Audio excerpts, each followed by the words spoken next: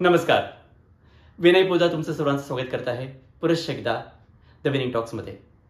आजच्या गप्पा थोड्या वेगळ्या आहेत.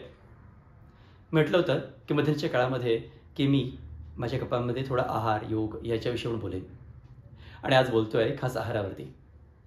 असं म्हटलं गेलंय की आषाढ तळावा, श्रावण भाजावा आणि भाद्रपद उकडावा. तुम्ही म्हणाला तर हे काय? अहो, आषाढ म्हणजे काय? तर पावसाच्या धारा आत्ता सुरू झाल्यात.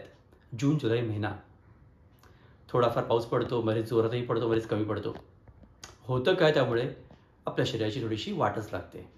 कळत नाही की काय करायला पाहिजे. थंडी ताप यायला लागतो, काही लोकांचे गुडघे दुखतात, सांधेदुखी चालू होते, थोडासा ताप येऊ शकतो आणि सर्दी खोकला देखील. मी बदलतं ऋतुमान आणि बदलती शरीराची अवस्था. याची उपाय काय आहे? याच्यावरती उपाय आहे आपला बदलणारा आहार.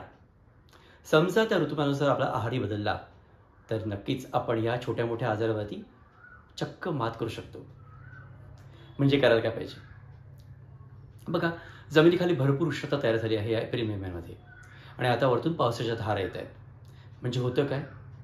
आपल्या शरीरातली उष्णता वाढते, पित्त वात अशा प्रवृत्ती नव्यानं बाहेर येतात आणि अशा वेळेला गरज आहे त्यांना बॅलन्स करायची. आता हे बॅलन्स कसं करू शकतो आपण?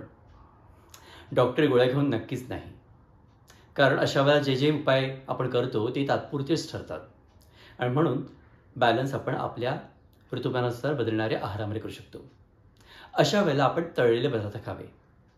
अर्थात जे मी सुचवतोय ते कोलेस्ट्रॉलचं प्रमाण न वाढवता तळलेले पदार्थ आहेत, जिथे आपण कुरडया, चकल्या किंवा मे महिन्यामध्ये आई आजीने केलेल्या तिखटपुऱ्या यांचं सेवन करू शकतो तळलेल्या पदार्थामध्ये.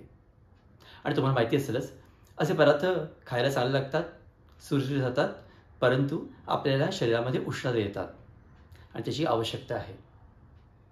अगदी आपण म्हटलं तर आजकाल म्हणतं की अरे पावसाळा आला आहे, रोमॅन्टिक वातावरण आहे, आता खमंगदार भजी खाऊया आणि कपभर चहा पिऊया. Definitely yes, that's a solution. कारण अशा वेळेला ऋतुमानानुसार आपल्याला अशा पदार्थांची गरज नक्कीच आहे जे शरीराला वॉर्म देईल.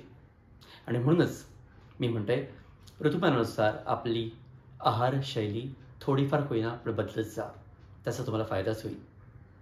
आषाढाचं डाएट हे अतिशय सिंपल आहे. तळलेले मोजके पदार्थ आणि व्यवस्थित जेवण. बस, ऋतूही आपला, पावसाळी आपला आणि बॅलन्सिंग ही आपल्या शरीराचं केवळ आपल्या हातात. नमस्कार.